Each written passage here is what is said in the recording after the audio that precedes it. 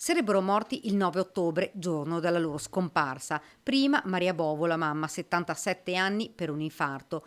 Poi i fratelli Rosita e Mauro Dal Corso, 55 e 52 anni, sono saliti in macchina e si sono diretti a Silea. L'anziana era con loro nel sedile dietro o forse nel portabagagli. Probabilmente i figli non hanno retto al dolore per la scomparsa della donna ed hanno scelto di togliersi la vita.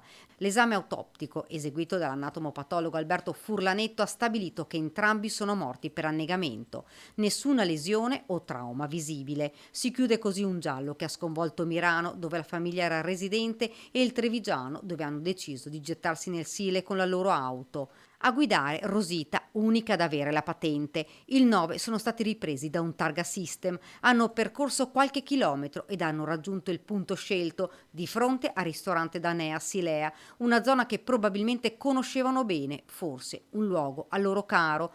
Qui hanno deciso di mettere la parola fine alle loro vite. La disperazione ha preso il sopravvento, tutta la famiglia era seguita dal centro di salute mentale di Mirano. Dopo la morte del padre, qualche difficoltà, ma erano molto uniti. Così vengono descritti in paese. La drammatica decisione il 9 ottobre, una volta in zona, hanno preso la rincorsa e l'auto è finita quasi in mezzo al Sile, ad una profondità di una decina di metri. Il portabagagli si è aperto nell'impatto, facendo uscire il corpo dell'anziana, ritrovato poco distante il giorno dopo.